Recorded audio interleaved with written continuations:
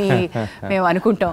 మొన్న మా తోటి నటుడు బ్రహ్మాజీ గారు, బాబు నీ అరిగిపోయిన చెప్పులు పంపిస్తే కళ్ళకద్దుకుని ముద్దు పెట్టుకుంటాను అన్నారు. నిజంగా అండి, ప్రతి తెలుగు ప్రేక్షకుడి హృదయం అలాగే అనిపిస్తుంది. సో ఇప్పుడు మీ ఇంటి అబ్బాయి అయిపోయాడు కాబట్టి నేను కూడా చూస్తానమ్మా. మా ఇంటికి వస్తాడా, హడావిడిగా వస్తాడు, వచ్చి గవికి నాకు చెప్పులకి ఇచ్చి లోపలికి వస్తాడు.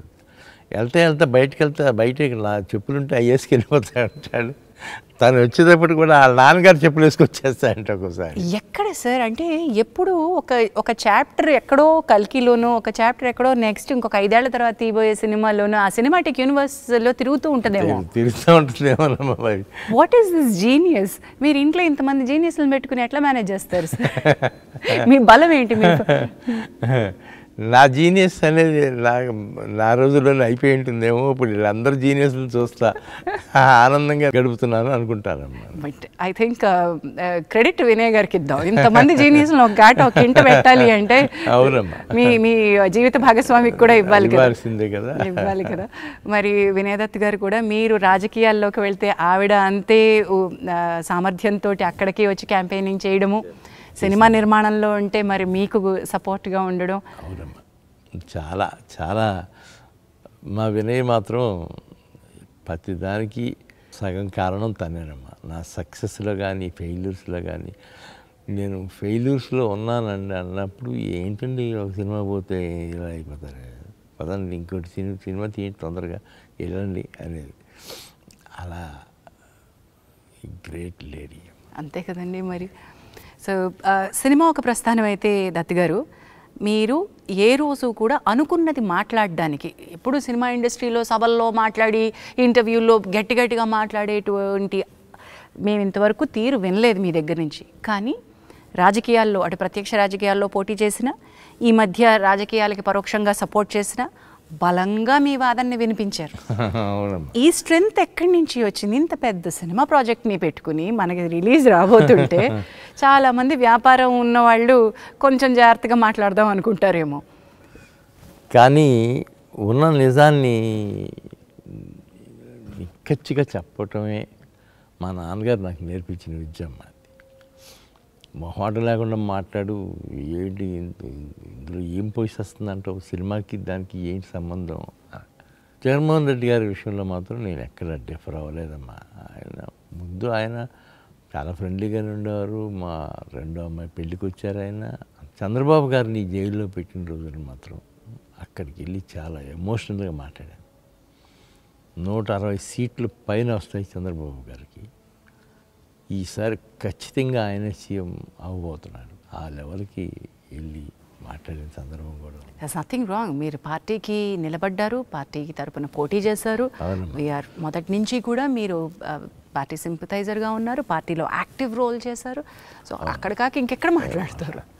So hats off to your. అంటే నిజానికి నిజం ఎప్పుడూ బరువుగా ఉంటుందంటండి, సైలెంట్గా ఉంటుందంట, బలంగా నిలబడుతుందంట. మిగతావన్నీ కూడా ఉలికులికి పడతాయి, ఎగిరెగిరి పడతాయి. సో అవి వాటి గాలిమానాన అవి వెళ్ళిపోతాయి. సో నిలకడగా ఉండడమే కావాలి. 50 ఏళ్ల పాటు ఒక సంస్థని ఇలా నడిపించడానికి ఒక 3-4 సూత్రాలు ఏమన్నా చెప్పండి సార్. ఏముందమ్మా, అందరూ మహానుభావులు యాక్ట్ చేశారు మన బ్యానర్లో.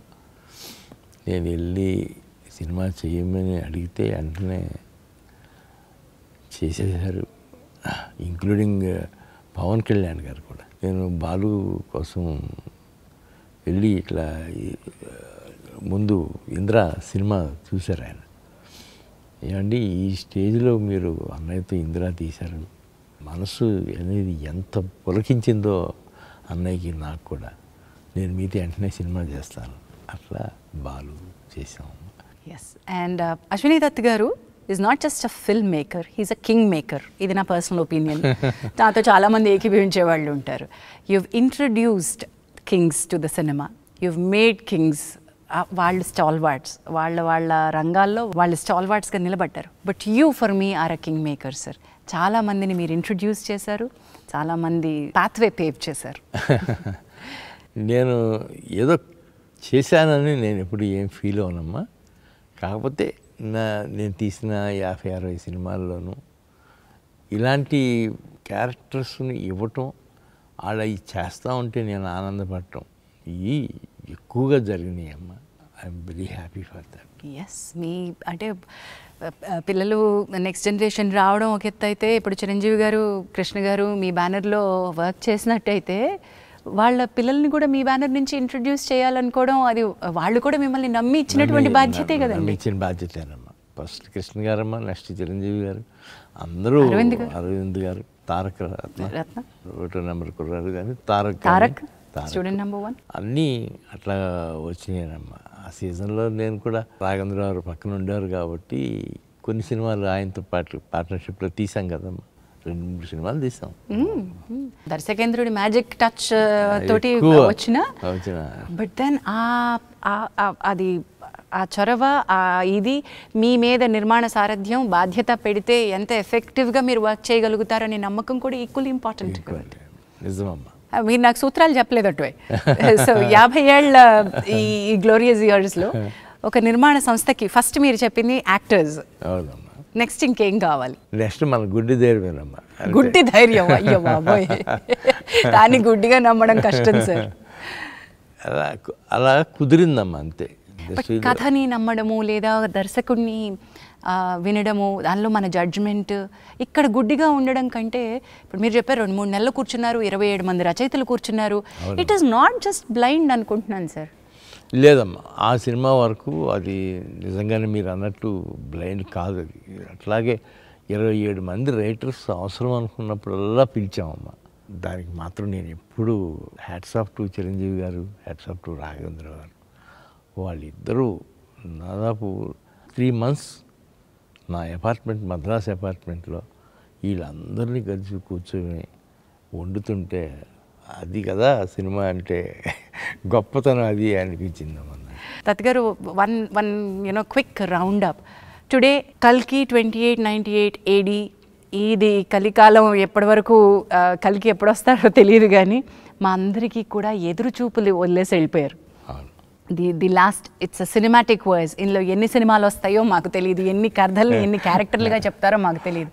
బట్ మేము చూడాలనుకుంటున్న ఇమ్మీడియట్ నెక్స్ట్ భాగం సంగతి ఏంటి? దాని నుంచి మాకేమైనా కొంచెం ముందు తురుపు ముక్కలు వదులుతారా? దాని నెక్స్ట్ భాగం రెడీగానే ఉందమ్మా.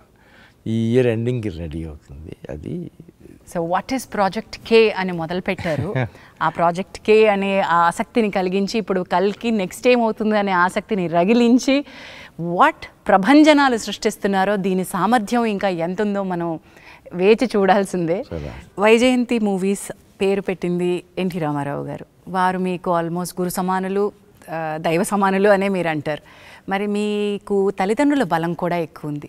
నాన్నగారు ఆశీస్సులతోటి వారి ప్రెజెన్స్ అని వేసి ప్రతిసారి దాని తర్వాత వచ్చే టైటిలే నాన్నగారికి. ఆయనకి ఎప్పుడు క్రెడిట్ ఇస్తారా మీరు?